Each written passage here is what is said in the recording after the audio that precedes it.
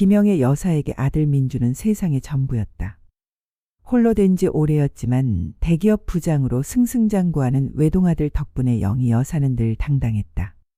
그녀는 평생을 아들 뒷바라지에 바쳤고 그녀의 삶의 모든 가치는 민준의 행복에 맞춰져 있었다. 민준이 30이 넘어 박지영이라는 여자를 결혼 상대로 데려왔을 때 영희 여사는 본능적인 거부감을 느꼈다. 지영의 눈빛에는 순수함 대신 계산적인 차가움이 깃들어 있었고 과하게 꾸며낸 듯한 미소 뒤에는 무언가 숨겨진 의도가 느껴졌다. 그녀의 화려한 외모는 겉으로 보기에 완벽했지만 영희 여사의 노련한 눈에는 불안정하고 공허해 보였다. 그러나 아들 민주는 지영에게 맹목적이었다. 엄마, 지영이는 착하고 현명해. 엄마에게도 잘할 거야. 지영이는 친정이 어려워 누구보다 성실해. 라는 아들의 굳건한 믿음 앞에서 영희 여사는 자신의 불길한 육감을 억누르고 지영을 며느리로 받아들였다. 아들의 행복을 위한 마지막 희생이라고 스스로를 위로하며 그녀는 아낌없이 결혼을 지원했다. 특히 민준 명의로 된 상당한 금액의 전세금과 더불어 그녀가 평생 모은 돈으로 마련한 노후 자금 적금 통장까지도 민준의 통장 옆에 함께 보관되도록 했다. 이 모든 것이 아들 부부의 안정된 미래를 위한 것이었다. 결혼 후 1년. 지영은 모두가 부러워할 만큼 완벽한 며느리였다. 주말마다 시댁에 와서 영희 여사의 팔을 주무르고 어머님께 잘 배우겠다며 살갑게 굴었다. 동네 시어머니들은 영희 여사를 만날 때마다 어쩜 저리 복 많은 시어머니가 다 있냐 며 부러워했다. 영희 여사는 자신이 나이 들어 감이 떨어졌다고 생각하며 안도했다. 특히 친정 부모 없이 외롭게 자랐다는 지영의 사연을 듣고 나서는 모성애까지 느껴 더 잘해주려 노력했다. 그녀는 지영에게 시가에서 대대로 물려온 귀한 금반지까지 물려주었다. 이 모든 것이 지영의 치밀하게 계산된 연기였다는 것을 영희 여사는 그때는 알지 못했다. 그러나 그 평화는 민준이 부장으로 승진하고 영희 여사가 보태준 돈으로 넓은 평수의 자가 아파트를 마련한 직후 깨졌다. 마치 계산된 시간표처럼 며느리는 순식간에 가면을 벗어던졌다. 시댁 방문 횟수는 급감했고 영희 여사에게 걸려오는 전화는 지영의 귀찮다는 듯한 한숨 소리와 함께 늘 바쁘다 는 핑계로 짧게 끊겼다. 영희 여사가 직접 아들 내외의 집을 찾아갔을 때의 태도는 노골적인 적대감이었다. 어느 날 영희 여사가 아들에게 좋아하는 밑반찬을 해주고 싶어 연락 없이 방문했다. 지영은 문을 열어주자마자 노골적으로 짜증을 냈다. 어머님, 왜 미리 연락도 없이 오세요? 저희 지금 방에서 중요한 대화 중이었는데. 저 회사에서 급한 일 처리할 것도 있고요. 영희 여사는 현관에서 쭈뼛거릴 수밖에 없었다. 아가, 너희 좋아하는 깻잎 장아찌 담가서 가져왔다. 냉장고에 넣어줄게. 됐어요. 제가 알아서 할게요. 어서 들어가세요. 지영은 영희 여사의 품에서 반찬통을 낚아채듯 가져가더니 어머님, 저희 부부 이제 독립된 성인이에요. 저희 사생활 좀 존중해주세요. 다음부터는 오시기 최소 하루 전에 연락 부탁드려요. 저희는 이제 어머님 집 아랫집에 사는 게 아니잖아요. 라는 차가운 말을 남기고 문을 닫았다. 영희 여사는 충격에 휩싸였다. 며느리에게 대접받지 못하는 서운함을 넘어 그녀가 자신을 대하는 태도 자체가 완전히 타인을 대하듯 바뀌었다는 사실이 그녀를 괴롭혔다. 그녀가 아들 민준에게 이 사실을 이야기했을 때 돌아온 반응은 더 큰 절망이었다. 엄마, 지영이가 요즘 회사 일이 너무 힘들대. 이해해줘. 그리고 솔직히 엄마도 너무 자주 찾아오는 거 아니야? 우리 둘만의 공간인데 지영이도 얼마나 불편하겠어. 지영이한테 자꾸 시어머니 냄새 풍기지 마. 엄마가 해주는 반찬도 지영이가 이젠 직접 하고 싶대. 엄마, 이제 좀 쉬어. 아들의 입에서 우리 둘만의 공간, 시어머니 냄새라는 말이 나왔을 때 영희 여사는 자신이 아들의 삶에서 밀려나고 있다는 것을 직감했다. 아들은 이미 지영의 논리에 완전히 포획되어 며느리의 방패가 되어 어머니를 공격하고 있었다. 며느리의 악행은 곧 영희 여사의 소유물과 재산으로 향했다. 이는 단순한 무례함이 아니라 영희 여사의 자존심을 짓밟고 재산을 강탈하려는 치밀한 계획이었다. 가장 먼저 사라진 것은 영희 여사가 친정에서부터 물려받은 나전칠기 곡가구였다. 그것은 영희 여사에게 단순한 가구가 아니라 그녀의 과거와 자존심 그리고 아들을 향한 헌신이 담긴 상징이었다.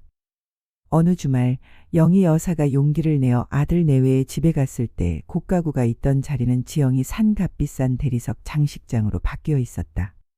지영아, 내 나전칠기 어디 갔니? 혹시 이사하면서 흠집이라도 났니? 지영은 거실 소파에 앉아 새로 산 명품 가방을 정리하며 태연하게 말했다. 아, 그거요? 어머님, 너무 낡아서 집 분위기 망친다고 민준 씨가 싫어해서요. 제가 당근 마켓에 팔았어요. 헐값에라도 빨리 없애고 싶었거든요.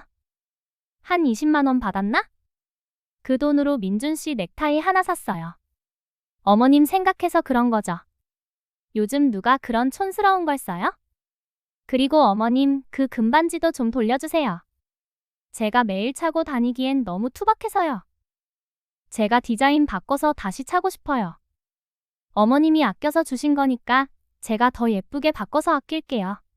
영희 여사는 분노에 떨었지만 아들은 침실에서 나오며 지영을 감쌌다.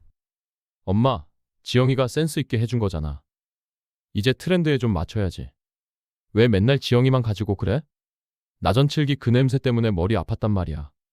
지영은 결국 금반지를 빼앗았다. 그녀는 영희 여사가 보는 앞에서 그 반지를 서랍 깊숙한 곳에 던져 넣으며 이건 어머님 스타일이라 전 못 차겠네요. 나중에 제가 금값만 받아서 새 걸로 할게요. 라고 말했다. 영희 여사는 모멸감에 치를 떨었다. 지영의 최종 목표는 영희 여사의 노후 자금 적금 통장이었다. 민준의 결혼 후에도 남은 돈은 그녀의 남은 여생을 책임질 수 있는 소중한 마지막 자산이었다. 지영은 민준의 컴퓨터에서 영희 여사의 통장 내역을 몰래 확인한 후 치밀하게 작전을 짰다. 어느 주말 지영은 민준을 앞세워 영희 여사를 찾아와 환하고 싹싹한 미소를 지었다. 어머님, 저 이번에 유럽 명품 브랜드 본사에서 주최하는 세미나에 초청받았어요. 그런데 경비가 만만치 않아서요. 제가 개인적으로 투자한 주식도 요즘 영 시원치 않고 민준 씨한테 여쭤봤더니 어머님이 옛날에 민준 씨 이름으로 들어놓으신 적금이 좀 남아있다면서요? 제가 이번에 큰 성공해서 어머님께 효도할 기회인데 이 돈으로 제가 먼저 가서 발판을 다져놓을게요. 성공하면 제가 용돈 두둑하게 드릴게요. 어머님께는 이 돈보다 더 큰 행복을 드릴 수 있어요. 영희 여사의 손이 떨렸다. 박지영, 내가 감히 내 노후 자금까지 탐내니? 내가 아들을 위해 평생 모아둔 돈이야. 내가 성공하면 나에게 효도한다고. 너는 나를 위한 효도를 돈으로 계산하는구나. 지영은 이번에는 아예 싸늘한 악녀의 표정을 지었다. 어머님, 민준 씨가 다 저한테 하라고 했어요. 그리고 어머님 돈이 다 민준 씨 돈이고 민준 씨 돈이 제 돈인데 무슨 상관이세요? 어머님은 이제 좀 쉬셔야죠. 돈 때문에 아들이랑 사이 틀어지지 마시고요. 솔직히 이 집 전세금도 어머님이 다 해주신 건데 그 정도는 하실 수 있지 않아요? 그때 침묵하던 아들 민준이 어머니를 향해 비수를 꽂았다. 엄마, 적당히 좀 해.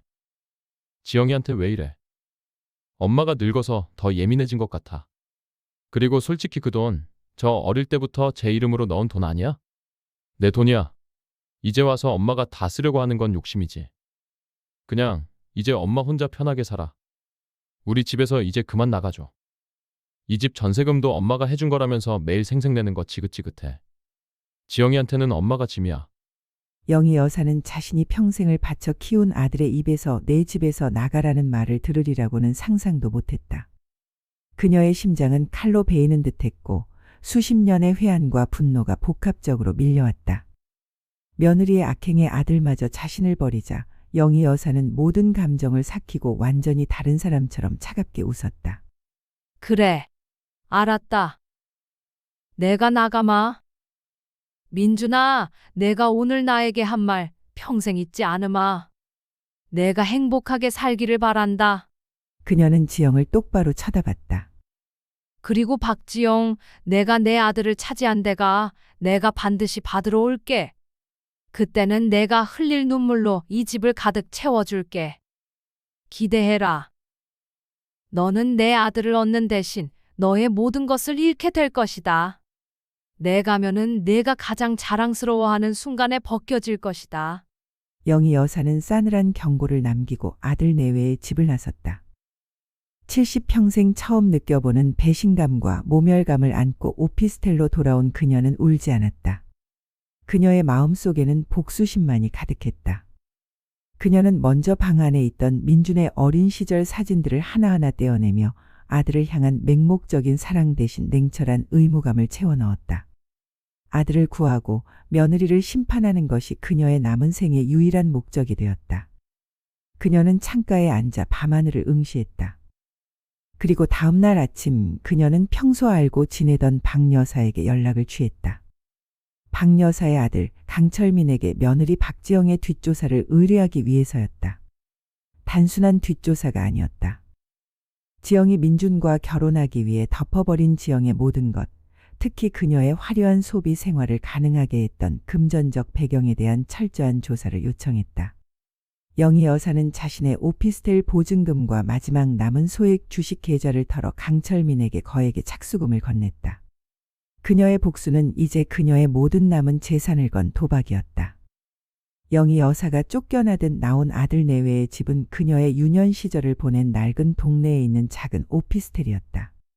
그녀가 평생을 모은 돈으로 마련했으나 그마저도 며느리의 등살에 시달리던 아들 민준에게 주었고 다시 돌려받은 공간이었다. 텅 빈 오피스텔 벽에는 며느리가 남긴 모욕과 아들이 꽂은 비수가 고스란히 메아리치고 있었다. 그녀는 며칠 동안 아무것도 하지 않았다. 눈물은 나오지 않았다. 슬픔은 분노에 의해 완전히 소각되었다. 거울 속 자신의 얼굴은 주름지고 지쳐 있었지만 눈빛만은 이전의 민준의 어머니였을 때보다 훨씬 차갑고 강인해져 있었다. 영희 여사는 자신이 당한 모멸을 목록으로 정리하기 시작했다. 수십 년 모은 노후, 자금 강탈, 친정 유품인 나전칠기 고가구 무단 처분 및 모멸감, 시댁 가문의 금반지 멸시 및 탈취, 아들 민준의 맹목적인 배신과 함께 집에서 추방당함. 이 목록은 그녀의 복수심을 굳건히 다지는 자양분이 되었다. 그녀는 복수가 단순히 며느리에게 고통을 주는 것을 넘어 박지영이라는 여자의 존재 자체를 뿌리부터 해체하는 것이어야 한다고 결심했다. 그녀는 민준을 구하기 위해서라도 박지영의 악독한 실체를 만천하에 드러내야 했다. 너는 내 아들을 얻는 대신 너의 모든 것을 잃게 될 것이다. 그녀가 남긴 마지막 경고를 현실로 만들기 위해 그녀는 행동을 개시했다. 영희 여사가 연락한 강철민 40대 초반 은과거 경찰 출신으로 현재는 대외 위험 관리를 전문으로 하는 작은 흥신소를 운영하고 있었다. 그는 명목상 흥신소였지만 그의 능력은 단순한 사립 탐정 수준을 넘어섰다. 영희 여사는 강철민의 어머니와 과거 깊은 인연이 있었기에 그를 신뢰할 수 있었다. 강철민이 오피스텔을 찾아왔을 때 그는 영희 여사의 초췌한 모습에 놀랐다. 그는 과거에 활기차고 우아했던 영희 여사를 기억하고 있었다. 사모님, 대체 무슨 일이 있으셨던 겁니까? 영희 여사는 길게 설명하지 않았다. 그녀는 오직 사실과 요구 사항만을 전달했다. 철민 씨, 내 며느리 박지영의 모든 것을 알아야겠어. 겉으로 드러난 것 말고 그녀가 민준이와 결혼하기 위해 숨겨놓은 모든 것. 그녀의 진짜 가족관계, 학력 그리고 가장 중요한 그녀의 모든 돈이 어디서 나왔는지. 영희 여사는 봉투를 내밀었다. 오피스텔 보증금과 마지막 남은 주식 계좌를 해지한 현금이었다. 이게 내가 가진 전부야. 내가 원하는 대로 이 금액으로 계약하자. 만약 이 돈이 모자라면 내 모든 것을 담보로 걸고라도 복수를 완성할 것이다. 강철민은 착수금 규모에 놀랐지만 영희 여사의 눈빛에서 흔들림 없는 단호함을 읽었다. 그는 고개를 끄덕였다. 사모님, 저는 법의 테두리 안에서 최대한의 정보를 수집하겠습니다. 저희의 목표는 단순한 복수가 아니라 진실을 세상에 드러내는 것이어야 합니다. 박지영 씨의 과거와 현재의 금융 흐름을 샅샅이 파헤치겠습니다. 영희 여사는 지영의 사진과 함께 명확한 지시를 내렸다. 첫째, 박지영이 스스로 어렵다고 말했던 친정의 재정 상태를 확인해. 특히 그녀의 어머니가 현재 운영하고 있다는 가구 공방 사업의 실질적인 규모와 재정 건전성을 파악해. 둘째, 박지영의 사치스러운 소비 습관과 수입의 불일치 지점을 찾아. 그녀가 회사 팀장 월급으로 감당할 수 없는 명품이나 부동산 투자가 있었는지 확인해. 강철민은 자료를 받고 돌아섰고 영희 여사는 오피스텔에 홀로 남아 첫 번째 복수의 설계를 시작했다. 며칠 후 강철민에게서 첫 번째 중간 보고가 도착했다. 보고서는 지영의 친정, 즉 그녀의 어머니의 재정 상태에 대한 것이었다. 사모님, 박지영 씨의 어머니가 운영한다는 솔나무 공방은 겉으로는 중소기업처럼 보이지만 실상은 빚으로 지탱하는 허울 좋은 회사입니다. 5년 전부터 이미 수십억 원의 부채를 안고 있었고 작년부터는 제2금융권 대출이 한계에 달했습니다.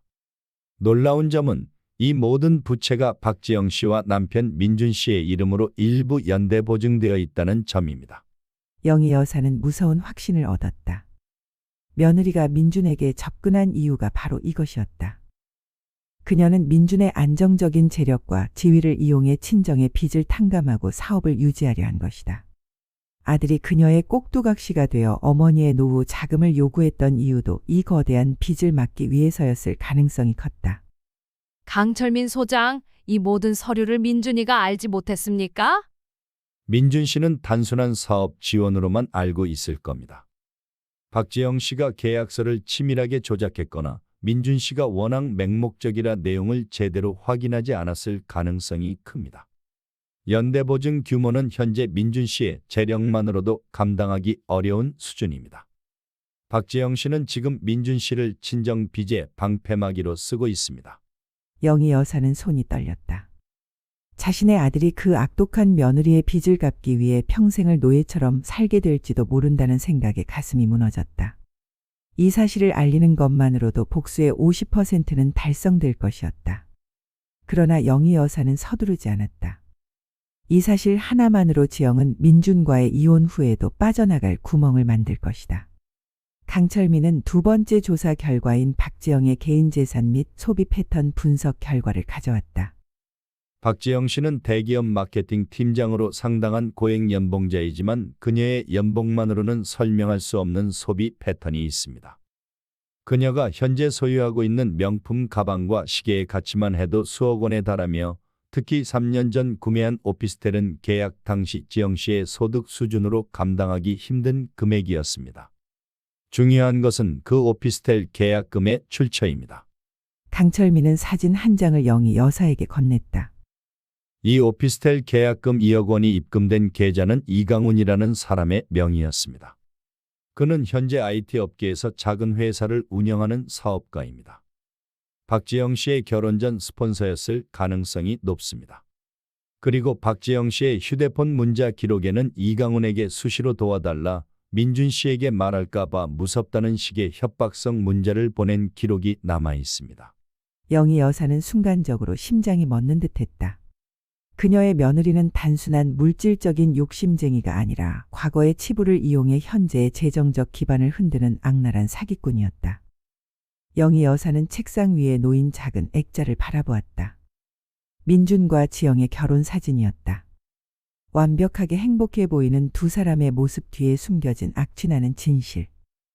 영희 여사는 차갑게 웃었다. 이강훈이라. 내가 가장 아프게 숨기고 싶었던 과거의 그림자를 내가 세상 밖으로 끌어내주마.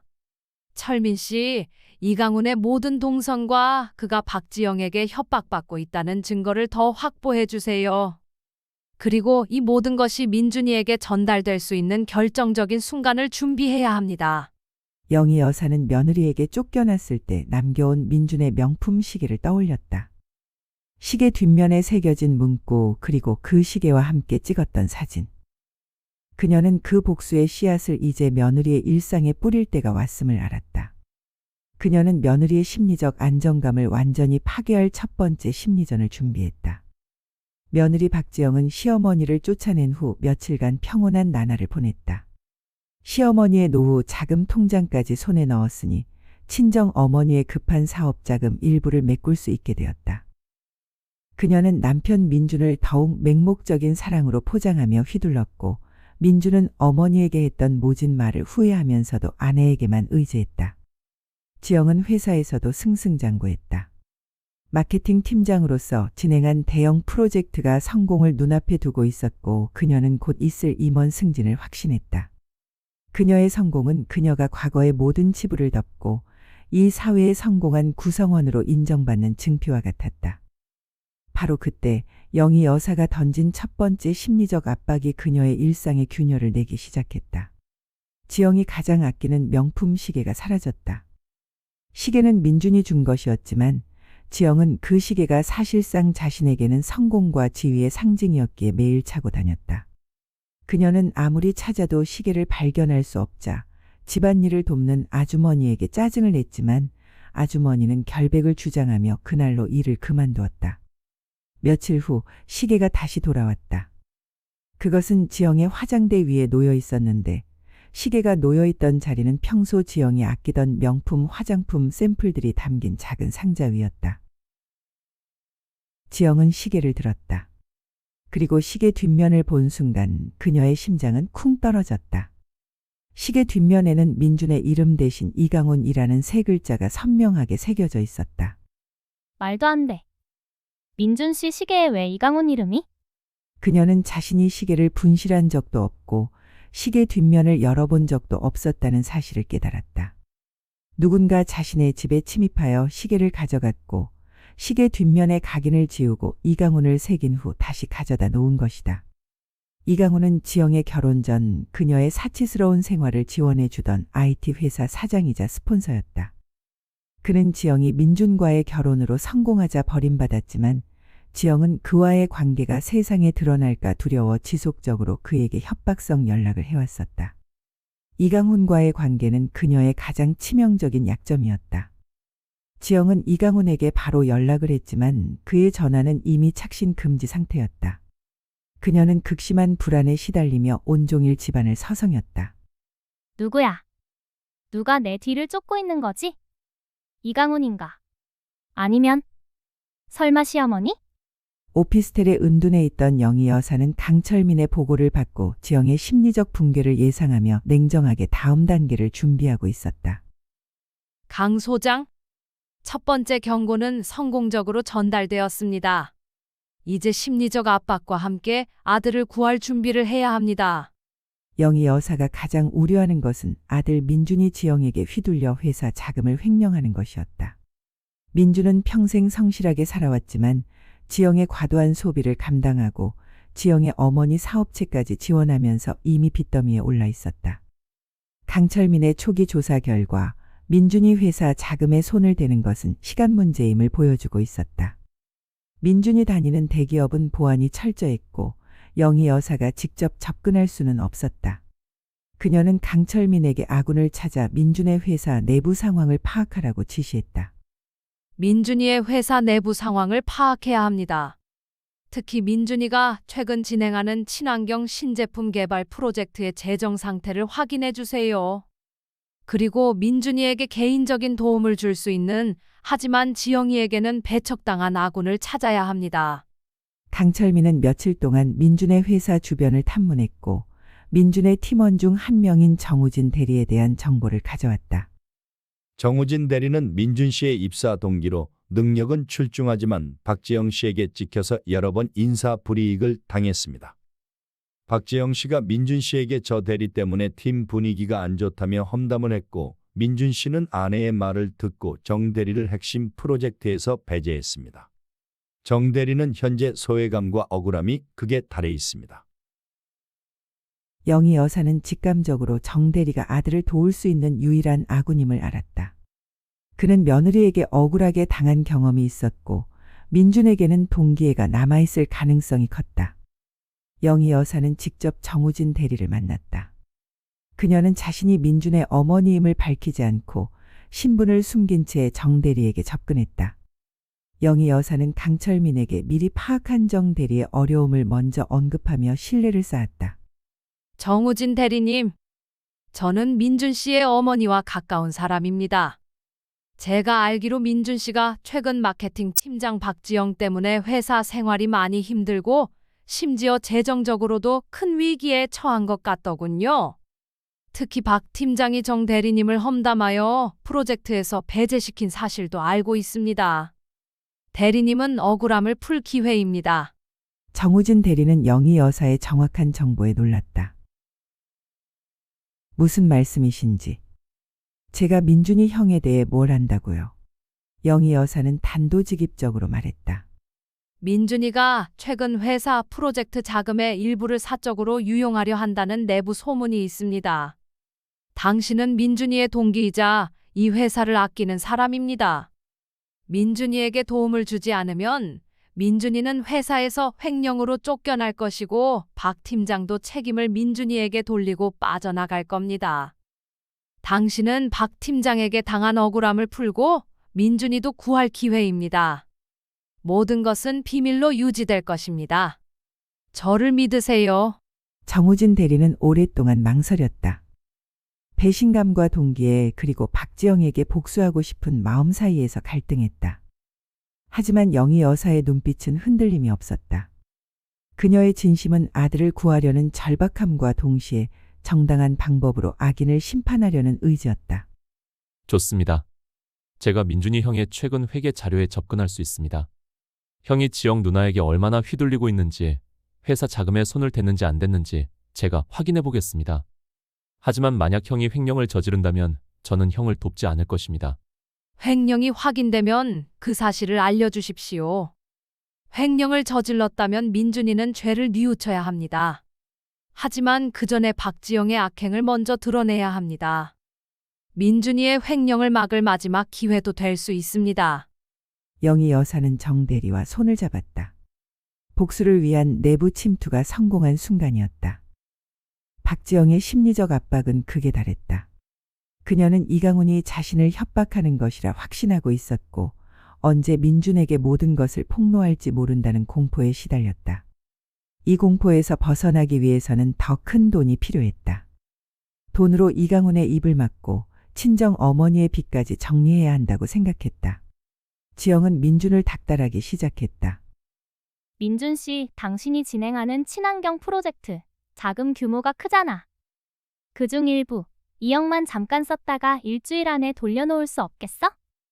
내 주식 계좌에 넣어두면 일주일 안에 2배로 불릴 수 있어. 나에게 급히 쓸 곳이 생겼어. 내가 잘 되면 당신에게도 좋은 거잖아. 민준은 처음에는 거부했다. 미쳤어? 그건 회사 자금이야. 횡령이라고. 지영아, 우리 조금만 아껴 쓰자.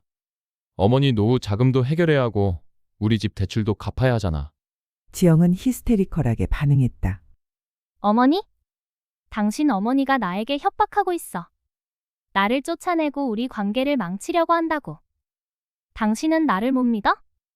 내가 당신의 아내가 아니야? 나를 못 지켜줄 거라면 차라리 당신 어머니한테 돌아가. 지영은 민준이 가장 약한 지점, 즉 어머니에 대한 죄책감과 아내에 대한 맹목적인 사랑을 동시에 이용했다. 결국 민준은 이성을 잃고 지영의 요구를 들어주기로 결정했다. 민준은 회사 프로젝트 자금 중 2억 원을 개인 계좌로 이체했다. 민준의 손이 떨리고 있었다. 그는 처음으로 법을 어겼다는 죄책감에 시달렸지만 지영이 자신을 사랑하고 이 돈을 곧 돌려놓을 것이라는 헛된 믿음에 사로잡혀 있었다. 돈이 지영의 계좌로 이체되자마자 지영은 그 돈을 자신의 비공개 주식 계좌에 모두 쏟아부었다. 그녀는 이 파국적인 도박이 자신을 구원해 줄 것이라고 믿었다. 민준의 횡령으로 확보한 2억 원을 쏟아부은 박지영의 주식 투자는 파국으로 치달았다. 그녀가 투자한 신생기술주는 대규모 특허 소송에 휘말리면서 며칠 만에 가격이 급락하기 시작했다. 2억 원은 순식간에 8천만 원으로 줄어들었고 그녀는 패닉 상태에 빠졌다. 지영은 이성을 잃었다. 그녀는 복구를 위해 자신의 신용 대출 한도까지 끌어쓰고 시가에서 받아온 금반지마저 전당포에 맡겨 돈을 마련했다. 하지만 폭락하는 주가는 그녀의 탐욕과 불안을 비웃기라도 하듯 멈추지 않았다. 그녀는 밤새 컴퓨터 앞에서 주식창만 노려보며 이강훈의 각인이 새겨진 시계를 쳐다보며 공포에 떨었다. 이 돈을 메꾸지 못하면 민준 씨가 알게 될 거야. 민준 씨 회사에서 횡령으로 구속될 수도 있어? 지영은 그제야 민준의 처지를 걱정했지만 그 걱정의 본질은 민준이 구속되면 친정 어머니의 연대보증 빚을 막아줄 사람이 없다는 이기심이었다. 그때 그녀의 회사 내부 상황도 악화되기 시작했다. 정우진 대리가 영희 여사의 지시대로 회사 내에 은밀하게 소문을 흘리기 시작한 것이다. 박 팀장이 최근 거액의 대출을 받은 것 같다. 친환경 프로젝트 자금이 비정상적으로 지출되고 있다 등의 소문이 마케팅팀 내에 퍼지기 시작했고 지영의 불안감은 가중되었다. 지영은 모든 것을 시어머니 김영애 여사의 소행이라고 확신했다. 그러나 그녀는 영희 여사가 어디에 사는지, 어떻게 이강훈의 이름을 알고 시계를 조작했는지 전혀 알 수 없었다. 그녀는 어머니가 늙어서 치매에 걸려 헛소리를 하고 있다고 민준에게 주장하며 자신의 불안을 감추려 했다. 민준은 아내의 극도로 예민한 태도에 혼란스러웠지만 횡령한 2억 원에 대한 불안감이 더 컸다. 지영아, 주식은 어떻게 되고 있어? 다음 주에 회계 감사 있어. 빨리 돈 돌려놔야 해. 지영은 차갑게 민준을 다그쳤다. 당신은 나를 못 믿어? 내가 알아서 할게. 돈 걱정 말고 당신 일이나 제대로 해. 그녀는 민준에게 짜증을 퍼붓는 것으로 자신의 불안감을 덮으려 했다. 정우진 대리는 민준이 횡령한 2억 원이 박지영의 주식 계좌로 들어갔고 그 주식이 폭락하여 원금 회복이 불가능하다는 사실을 영희 여사에게 보고했다. 어머님, 민준이 형이 회계 감사를 통과할 수 있는 유일한 방법은 외부에서 2억 원을 긴급 수혈하는 것뿐입니다. 감사팀의 정기 감사는 이번 주 금요일입니다. 시간이 없습니다. 강철민 소장은 이강훈과의 접촉에 성공했음을 알렸다. 이강훈 씨는 박지영 씨에게 시달리는 것에 지쳤습니다.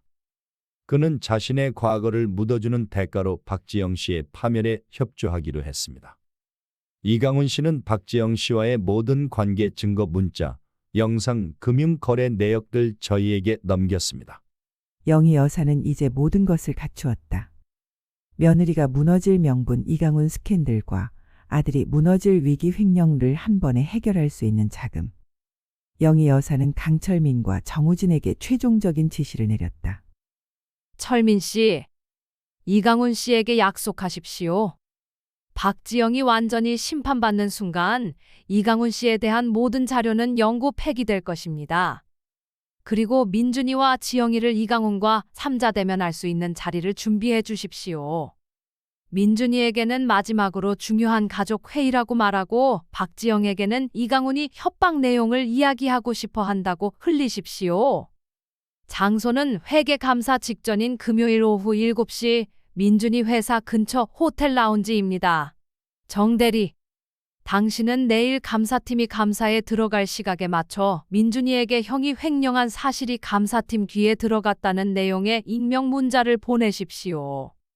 그리고 민준이에게 오늘 저녁에 있을 만남에 꼭 참석하라고 설득해 주세요. 이제 남은 것은 자금이었다. 영희 여사는 강철민을 통해 지방에 있는 비공개 소유 토지를 긴급 매각하는 절차를 밟았다. 이 토지는 영희 여사가 10수년 전 묻어둔 최후의 보루였고 지가 상승으로 3억 원 이상의 현금 확보가 가능했다. 아들의 인생과 나의 복수에 이 정도는 투자해야지. 영희 여사는 망설이지 않았다. 그녀는 며느리의 악행 때문에 모든 것을 잃었지만 그 잃어버린 것보다 더 큰 힘을 손에 넣게 되었다. 영희 여사는 며느리 박지영에게 마지막 심리적 압박을 가했다. 그녀는 익명의 발신자 제안 전화로 지영에게 연락했다. 박지영 씨, 당신이 이강훈 씨에게 시달리는 것 그리고 민준 씨가 회사 자금 때문에 불안해하는 것을 알고 있습니다. 이 모든 문제를 해결할 수 있는 마지막 기회가 있습니다. 오늘 저녁 7시 민준 씨 회사 근처 스카이 라운지로 오십시오. 이강훈 씨가 당신을 기다릴 겁니다. 지영은 전화를 받은 순간 심장이 멎는 듯한 공포에 휩싸였다. 이강훈이 나를 기다린다는 말은 그녀의 모든 비밀이 폭로될 임박한 위험을 의미했다. 하지만 지영은 이 기회에 이강훈을 돈으로 영원히 잠재워야 한다고 생각했다. 그녀는 이미 파산 직전이었지만 어떻게든 그 자리에 나가 이강훈에게 시간을 벌고 민준을 이용해 더 큰 돈을 마련할 계획을 세웠다. 같은 시각 민준은 정우진 대리에게 전화를 받았다. 형님, 오늘 감사팀에 이상한 소문이 돌고 있어요. 형님이 프로젝트 자금에 손을 댔다는 소문이요. 당장 내일 감사 직전에 이 돈을 메꾸지 못하면 형님은 끝입니다. 오늘 저녁 7시에 어머니가 형님을 보자고 했다면서요? 어머님이 해법을 알고 계실지 몰라요. 일단 어머님이라도 만나보세요. 늦지 마세요. 민주는 자신이 횡령했다는 사실이 회사에 알려졌다는 공포에 질려버렸다. 그는 아내에게 속았다는 의심이 싹트기 시작했지만 당장 구속될지도 모른다는 위협 앞에서 어머니를 찾아갈 수밖에 없었다. 영희 여사는 오피스텔 창밖으로 내다보았다. 서울의 야경은 화려했지만 그녀의 눈에는 곧 무너질 며느리의 화려한 성처럼 보였다. 그녀는 깔끔한 정장으로 갈아입고 강철민에게 확보한 이강훈의 모든 증거 파일이 담긴 암호화된 USB와 아들을 구하기 위해 마련한 2억 원의 현금 수표가 든 봉투를 들었다. 이제 무대에 오를 시간이다. 영희 여사의 입가에 냉정한 미소가 걸렸다. 그녀는 며느리에게 처절한 파멸을 선사할 최종 결전 장소로 향했다. 금요일 저녁 7시. 영희 여사가 지정한 장소는 민준의 회사 근처에 위치한 고급 호텔의 스카이 라운지였다. 이곳은 조용하고 은밀한 만남이 가능한 VIP 룸을 갖추고 있어 복수의 무대로 더할 나위 없이 완벽했다. 창밖으로는 화려한 도시의 야경이 펼쳐져 있었지만 룸 안의 분위기는 곧 벌어질 처절한 싸움을 예고하듯 차갑고 무거웠다. 영희 여사가 먼저 도착해 자리에 앉았다. 그녀는 오랫동안 묵혀온 분노와 슬픔을 완전히 지운 채 냉철한 전략가의 눈빛을 하고 있었다. 그녀의 옆에는 강철민 소장이 보디가드처럼 서 있었다. 테이블 위에는 아무도 모르게 숨겨진 녹음기와 이강훈과의 모든 증거가 담긴 USB 그리고 2억 원의 현금 수표가 든 봉투가 놓여 있었다. 잠시 후 며느리 박지영이 도착했다. 그녀의 얼굴은 며칠간의 불안과 광기로 인해 수척해져 있었다. 그녀는 영희 여사를 보자마자 격앙된 목소리로 따졌다. 어머님. 이 모든 일이 어머님 소행이었군요? 시계는 왜 가져갔고 이강훈은 왜 여기에 불렀어요? 어머님, 이러시면 경찰에 신고할 거예요. 영희 여사는 미소를 지으며 차분하게 말했다. 지영아. 내가 나에게 했던 것처럼 나도 이제 내 인생에 간섭해야겠다. 내가 가진 것이 진짜 내 것이 맞는지, 내가 걷는 길이 진정 너를 행복하게 할 길인지 내가 확인해 주마. 지영이 더 날카롭게 항변하려 할 때 문이 열리고 아들 민준이 들어섰다. 그의 얼굴은 피로와 두려움으로 가득 차 있었다. 그는 어머니와 아내를 보자마자 안도감과 동시에 불안감을 느꼈다. 엄마, 지영아, 이게 무슨 일이야? 엄마, 회계 감사 소문이 돌고 있어. 지영이가 돈을 빨리 돌려놓지 않으면 나 구속된단 말이야. 민준은 지영에게 달려들어 주식 상황을 다그쳤다. 지영은 순간적으로 모든 책임을 민준에게 떠넘기려 했다. 당신이 나를 못 믿고 돈을 줬잖아. 다 당신 욕심 때문이야. 나는 당신을 위해 돈을 불리려 했을 뿐이야. 이들의 다툼을 가만히 지켜보던 영희 여사는 고개를 저었다. 민준아, 지영아. 이제 곧 또 한 명의 손님이 올 것이다. 그 손님이 오면 너희의 모든 혼란이 정리될 것이다. 바로 그때 VIP 룸의 문이 다시 열리고 IT 회사 사장 이강훈이 들어섰다. 이강훈은 단정하지만 냉랭한 표정으로 지영을 똑바로 응시했다. 박지영은 이강훈을 보자마자 몸이 굳어버렸다. 그녀의 얼굴은 파랗게 질렸고 그녀의 내면에서 터져나오는 공포는 눈빛만으로도 충분히 전달되었다. 그녀의 인생에서 가장 숨기고 싶었던 그림자가 가장 지키고 싶었던 남편 앞에서 실체화된 것이다. 민주는 이강훈을 보며 혼란스러워했다. 당신은 누구십니까? 지영이랑 아는 사이인가요? 이강훈은 영희 여사를 향해 가볍게 목례를 한 후 민준을 보며 말했다. 이민준 씨, 저는 이강훈이라고 합니다. 그리고 당신의 아름다운 아내 박지영 씨와는 아주 오래된 그리고 아주 은밀한 관계였습니다. 민준은 충격으로 말이 나오지 않았다. 지영은 발버둥치며 소리쳤다. 거짓말. 어머님이 돈을 주고 이 사람을 매수한 거예요. 당신 왜 나에게 이러는 거야? 돈이 필요해서 그래.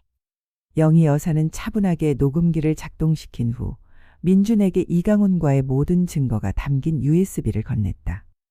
민준아, 지영이가 이강훈에게 수년 동안 경제적 지원을 받고 그 힘으로 지금의 팀장 자리까지 올라섰다는 증거다.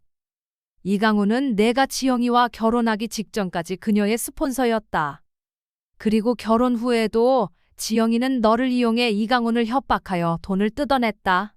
민주는 USB를 노트북에 연결해 내용을 확인했다.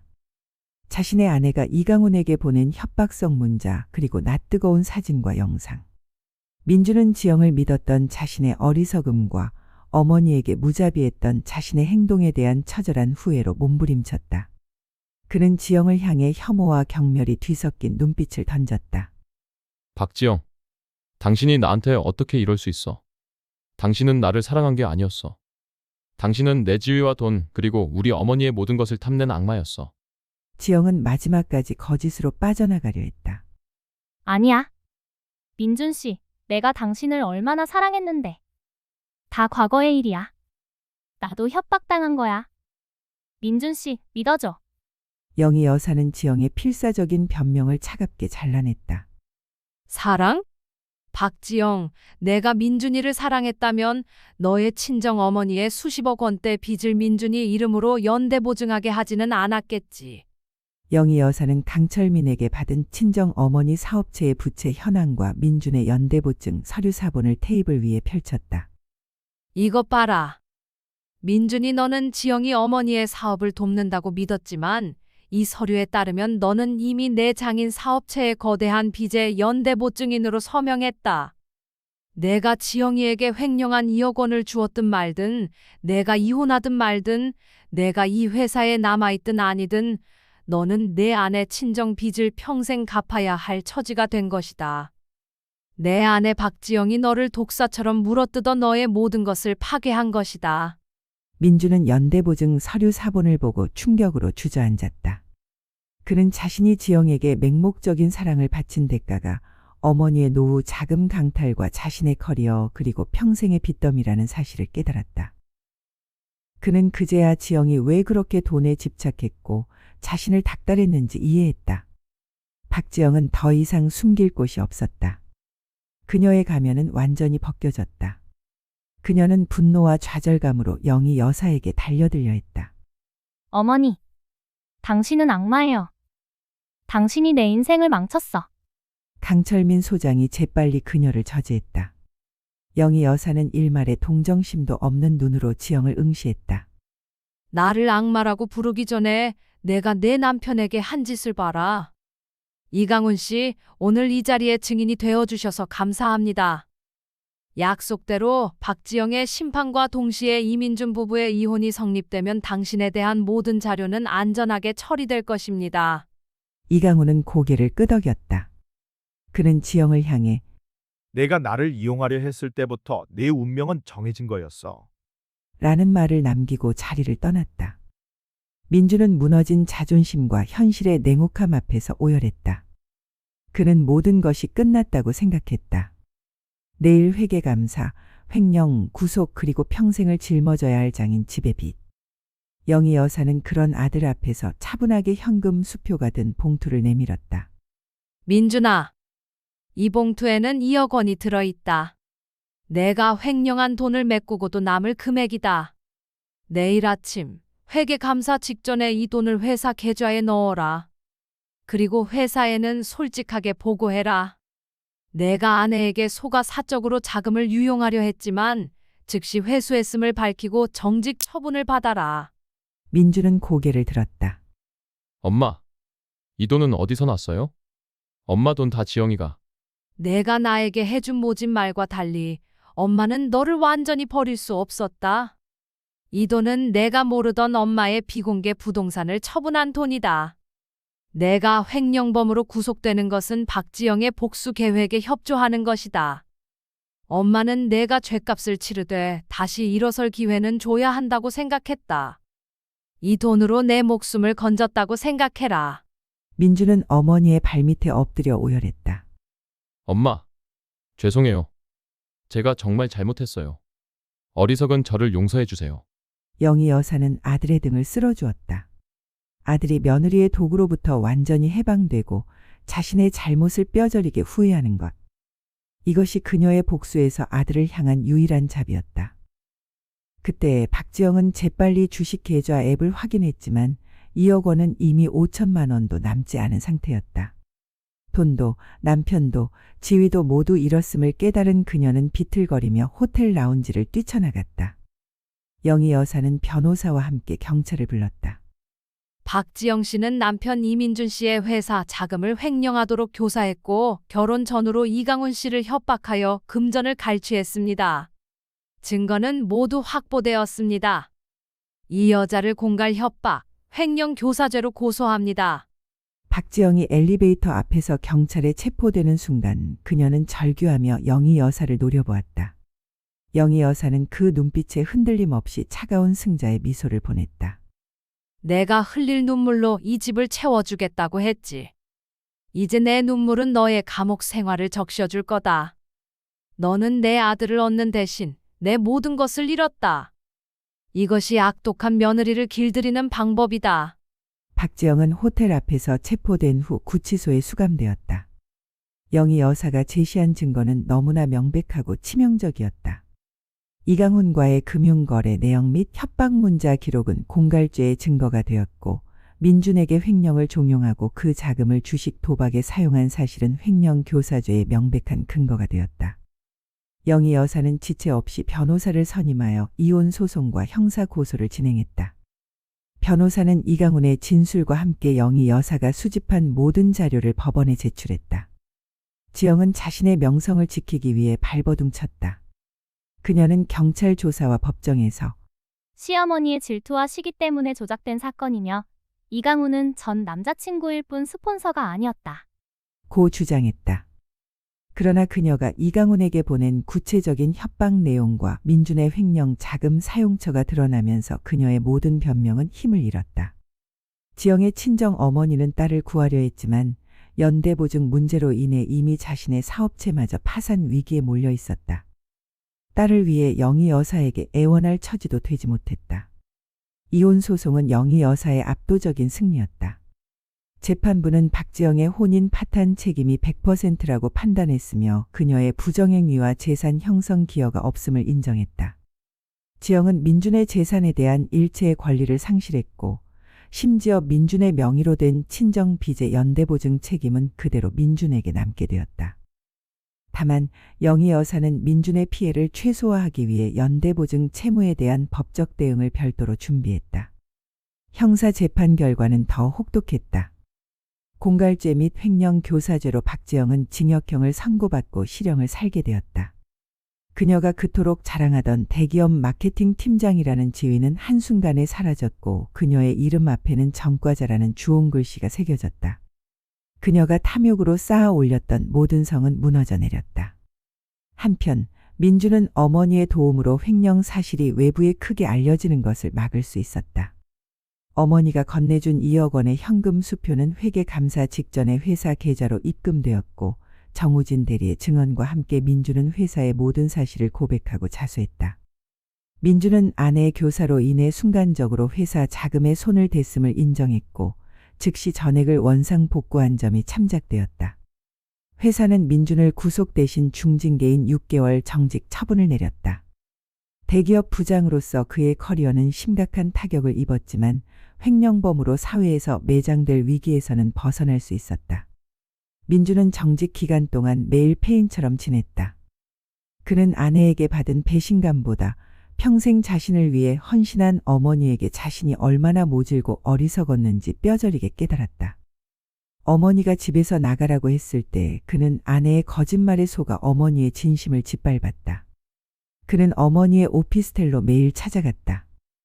무릎을 꿇고 울면서 용서를 빌고 어머니가 며느리에게 빼앗긴 노후 자금을 어떻게든 되돌려 드리겠다고 다짐했다.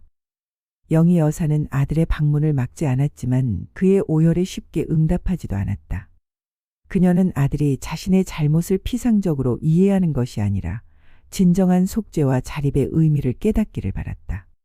민준아, 너는 나에게 잘못한 것이 아니라 너 자신의 인생에 잘못한 것이다. 너는 어머니의 품을 방패 삼아 성인으로서의 책임을 회피했고 악의적인 여자에게 내 인생을 통째로 넘겨주려 했다. 내가 나에게 용서를 빌 시간에 내가 잃어버린 자존심과 커리어를 되찾을 방법을 고민해라.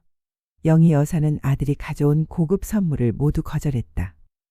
내 아내는 너에게 횡령을 교사했고 너는 그 여자의 말만 믿고 나를 내쳤다. 내가 나에게 준 상처는 물질로 회복되는 것이 아니다. 내가 다시 성실하고 정직하게 일어서는 모습, 그것이 나에 대한 가장 큰 속죄이자 보상이다. 민주는 비로소 어머니의 깊은 뜻을 이해했다. 그는 정직 기간 동안 칩거하며 반성 일기를 쓰고 자신의 전공 분야에 대한 새로운 지식을 쌓기 시작했다. 그는 어머니의 노후 자금과 연대보증 문제 해결을 위해 자신의 모든 재산을 처분하기로 결심했다. 며느리를 심판하고 아들을 구출한 영희 여사의 복수는 성공적으로 끝났지만 그녀의 삶은 이전으로 돌아가지 않았다. 그녀는 아들 내외가 살던 집이 아닌 오피스텔에 계속 머물렀다. 그녀는 그 공간이 며느리에게 짓밟혔던 자신의 자존심을 다시 세운 상징적인 장소라고 생각했다. 강철민 소장은 마지막으로 영희 여사에게 모든 증거 파일을 넘기고 이강훈 관련 자료가 안전하게 파기되었음을 보고했다. 사모님, 이제 박지영 씨는 다시 사회로 나올 수 없을 겁니다. 그리고 민준 씨는 이제 어머니의 진심을 알게 되었으니 다시는 흔들리지 않을 겁니다. 영희 여사는 강철민에게 정당한 보수를 지급하고 아들을 구하기 위해 처분했던 지방 토지의 남은 금액 일부를 다시 확보했다. 이로써 그녀는 안정적인 노후 자금과 연금을 다시 갖게 되었다. 그녀는 이제 자신의 삶을 돌아보기 시작했다. 평생을 민준의 어머니로 살았지만 이제는 김영이라는 한 여자로 살아가야 할 시간이었다. 그녀는 며느리의 악행과 아들의 배신이 자신에게 자립이라는 마지막 숙제를 주었다는 것을 깨달았다. 영희 여사는 오피스텔 창밖의 야경을 바라보며 결심했다. 그녀는 오래전부터 꿈꾸어왔던 해외여행을 떠나기로 했다. 더 이상 아들을 걱정하며 살지 않고 자신을 위한 시간을 갖기로 했다. 그녀는 여행 계획을 짜면서 노후 자금을 강탈당했던 그날의 모멸감을 잊고 새로운 평화를 맞이할 준비를 했다. 민주는 어머니의 여행 계획을 듣고 처음에는 반대했지만 어머니의 단호한 눈빛을 보고 물러섰다. 엄마, 다녀오세요. 제가 없는 동안 매일 어머니 집 정리하고 어머니 노후 자금도 다시 제가 처음부터 채워놓겠습니다. 돌아오실 때쯤에는 제가 완전히 다른 사람이 되어 있겠습니다. 그때는 엄마가 저를 자랑스러워할 수 있도록 열심히 살겠습니다. 영희 여사는 아들의 진심을 믿었다. 그녀는 아들에게 따뜻한 포옹을 해주고 새로운 삶을 향한 첫발을 내디뎠다. 그녀의 복수는 악인에 대한 심판을 넘어 아들의 각성과 자신의 자립이라는 두 마리 토끼를 잡은 완전한 승리였다. 박지영의 1심 형사 재판은 사회적으로 큰 주목을 받았다. 대기업 팀장이었던 엘리트 여성이 스폰서 협박과 횡령 교사라는 혐의로 구속된 사건이었기 때문이다. 영희 여사는 직접 법정에 나가지 않았지만 변호사를 통해 모든 증거와 함께 피고인의 극심한 폐륜 행위와 반성 없는 태도를 강조했다. 구치소에 수감된 박지영은 억울함을 호소하며 재판 내내 광기를 드러냈다. 그녀는 재판정에서 자신을 구속한 시어머니와 전 남편 민준을 향해 최후의 발악을 감행했다. 저는 억울합니다. 시어머니 김영희가 저를 정신적으로 괴롭혔고 저의 결혼 생활을 파탄내려고 의도적으로 이강훈을 매수했습니다.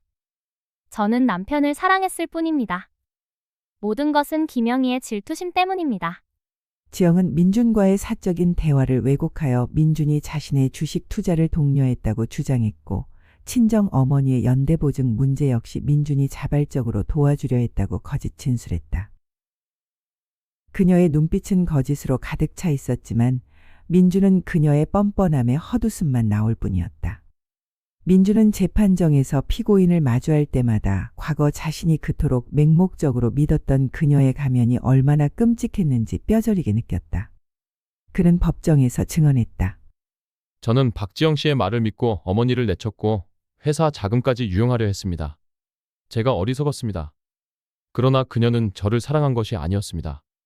그녀는 저희 재산과 지위 그리고 저희 어머니까지 이용하려 했습니다. 그녀의 행위는 저희 인생을 파괴하려 한명백한 범죄입니다. 재판부는 모든 증거와 정황 그리고 피고인의 반성 없는 태도를 종합적으로 판단했다. 특히 지영이 이강훈에게 보낸 협박 문자와 횡령 자금의 개인 유용 목적이 명확했기에 재판부는 징역 2년 6개월을 선고했다. 며느리의 모든 발악과 최후 진술은 그녀의 형량을 가중시키는 결과를 낳았다. 지영은 형이 확정되자 법정에서 실신했다. 그녀의 완벽했던 인생은 차가운 교도소 벽 안에서 끝을 맺게 되었다. 민주는 정직 6개월 동안 철저한 자기 반성의 시간을 가졌다. 그는 어머니의 오피스텔에 살면서 자신의 손으로 직접 집안의 모든 청소와 수리를 담당했다. 어머니가 며느리에게 모욕당하고 쫓겨났던 그 공간에서 그는 매일 아침 반성 일기를 쓰고 어머니에게 편지를 썼다. 그는 가장 먼저 자신의 이름으로 얽힌 친정 어머니의 연대보증 문제를 해결하기 위해 나섰다. 며느리와 이혼했음에도 불구하고 연대보증 책임은 민준에게 남아 있었다. 그는 변호사와 상의하여 지영의 어머니 사업체에 대한 법적 파산을 유도하고 민준에게 돌아올 채무를 최소화하는 복잡한 절차를 밟기 시작했다. 이 과정에서 그는 지영의 어머니가 얼마나 오랫동안 부실 경영을 해왔고 딸을 방패로 삼았는지 알게 되었다. 민주는 정직 기간 동안 마케팅 분야의 최신 트렌드와 기술을 독학하며 복직을 준비했다. 그는 자신이 부장이라는 직책에만 안주하여 시대의 변화에 둔감했고 이 때문에 지영의 화려한 거짓말에 더 쉽게 넘어갔음을 깨달았다. 그는 자신의 모든 무능과 오만함을 내려놓았다. 가장 힘든 것은 어머니의 노후 자금을 되돌려 놓는 일이었다. 민주는 자신의 명의로 남은 아파트를 팔아 며느리의 친정빚 일부를 정리하고 어머니에게 남은 돈 전부를 드렸다. 엄마, 이 아파트 처분하고 남은 돈입니다. 이 돈으로 어머니가 며느리에게 잃었던 돈을 모두 채울 수는 없겠지만 제가 매달 월급에서 떼어 평생 어머니 통장을 채워드리겠습니다. 제가 어머니께 한 잘못을 평생 갚겠습니다. 영희 여사는 아들이 건넨 통장을 받았다. 돈의 액수보다 아들이 며느리의 거짓된 집착에서 벗어나 스스로의 힘으로 경제적인 책임을 지려는 모습에 그녀는 만족했다. 민준아, 돈은 됐으니 너는 그 통장을 가지고 내가 이혼 후 새로 시작할 보금자리를 마련해라.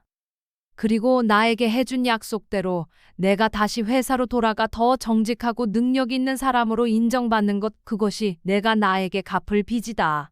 민주는 어머니의 뜻대로 작은 전셋집을 마련했다.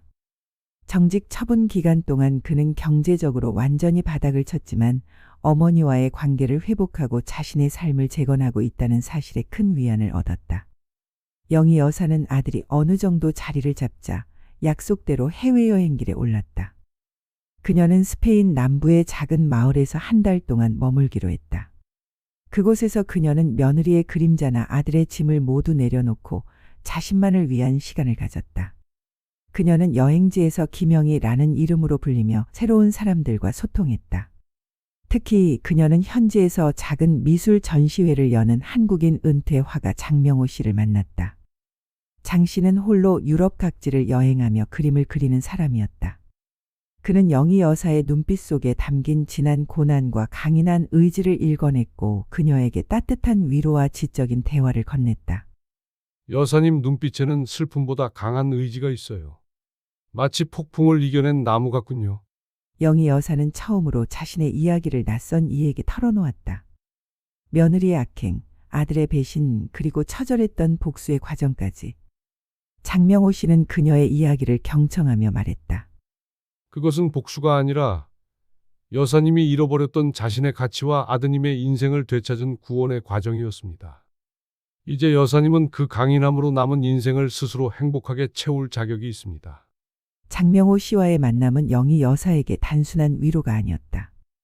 그녀는 그를 통해 아들을 향한 맹목적인 희생이 아닌 자신과 동등한 인격체로서의 새로운 인연의 가능성을 보았다.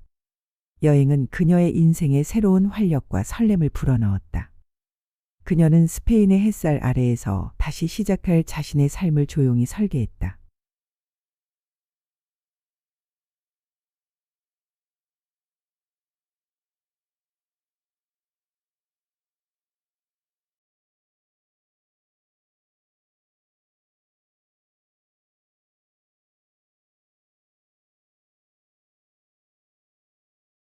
6개월간의 정직 기간이 끝나고 민주는 완전히 다른 사람이 되어 회사로 복귀했다. 그는 부장이라는 직책 대신 평사원이나 다름없는 겸손한 자세로 업무에 임했다. 과거 안에 박지영의 그림자에 가려 오만했던 모습은 사라지고 오직 실력과 성실함으로 인정받으려는 노력을 기울였다. 복귀 직후 그를 향한 시선은 싸늘했다. 동료들은 횡령 미수 사건과 이혼 소송의 소문을 속닥거렸고 그의 상사들은 그에게 중요한 업무를 맡기기를 꺼렸다. 그러나 민주는 굴하지 않았다. 그는 남들이 기피하는 부서의 자빌도 마다하지 않았고 밤늦게까지 사무실에 남아 정직 기간 동안 준비했던 새로운 마케팅 전략과 데이터를 정리했다. 이러한 그의 태도 변화는 정우진 대리를 비롯한 몇몇 후배들에게 깊은 인상을 주었다. 정우진은 민준의 변한 모습을 보고 용기를 얻어 그에게 업무적으로 조언을 구하기 시작했다. 민준은 자신의 경험과 지식을 아낌없이 공유하며 자신의 리더십을 회복하려 했었다. 복귀 후 석 달이 지났을 무렵 민준은 자신이 고안한 비상 상황 대응 매뉴얼과 정직 기간 동안 준비했던 신규 프로젝트 제안서를 임원진에게 제출했다. 그의 제안서는 시장의 변화를 정확하게 읽었고 과거의 실수를 반복하지 않겠다는 치밀한 논리가 담겨 있었다. 임원진은 그의 진정성과 준비성에 감동했다. 특히 회사의 사장이 민준을 따로 불러 말했다. 이민준 부장, 나는 자네가 이 위기를 극복하고 돌아올 줄 알았네. 자네의 이번 정직은 징계가 아니라 더 큰 그릇이 되기 위한 수련의 시간이었다고 생각하네. 자네의 새로운 프로젝트를 전폭적으로 지원하겠네. 자네의 능력과 어머니의 재산을 탐했던 한 여자의 유혹에서 벗어났으니 이제 자네의 앞날은 더 밝을 것이다. 민준은 다시 회사의 핵심 인재로 인정받기 시작했다.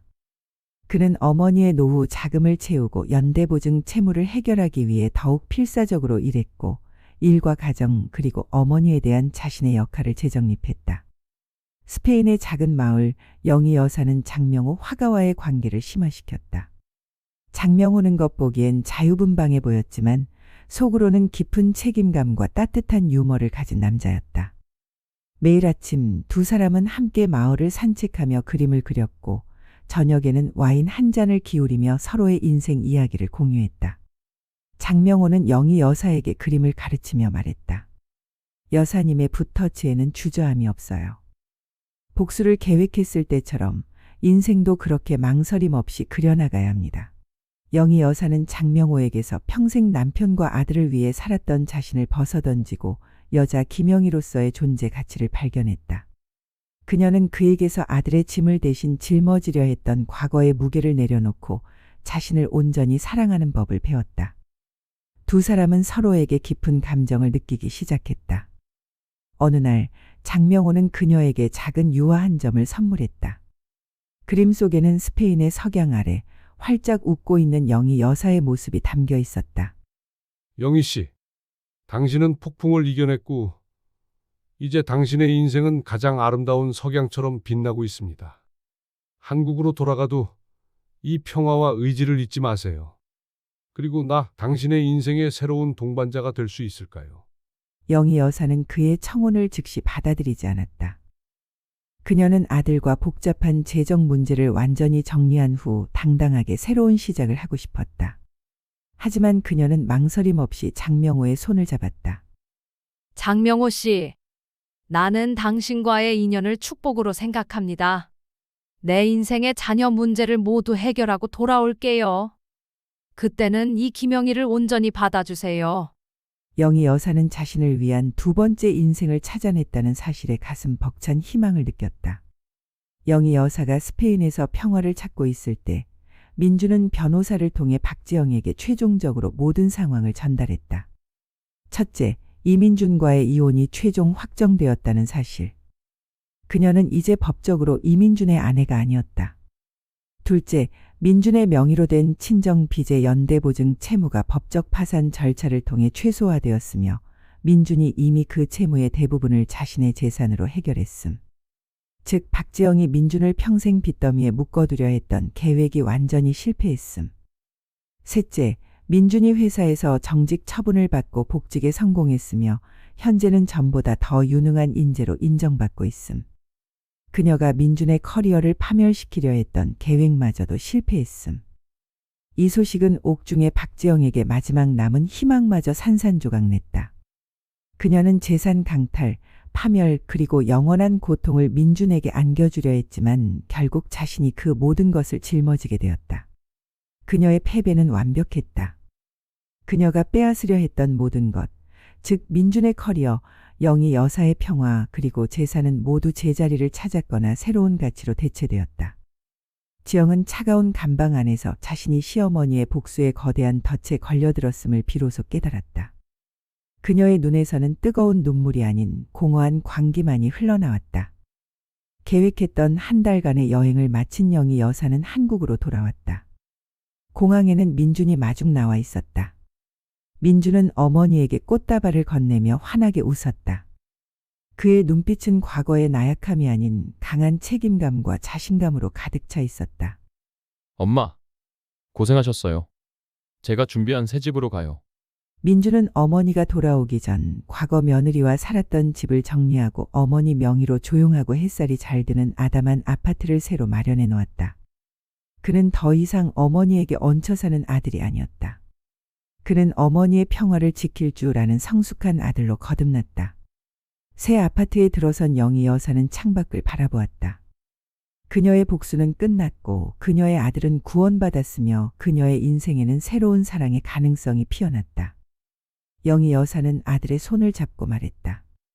민준아, 고맙다. 너는 이제 엄마가 자랑스러워할 수 있는 어른이 되었다. 이제는 너의 삶을 살아라.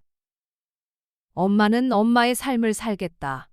악독한 며느리를 길들이는 과정은 한 가정의 파멸이 아닌 두 사람의 진정한 자아 찾기와 인생의 재건축이라는 긍정적인 결말로 이어졌다.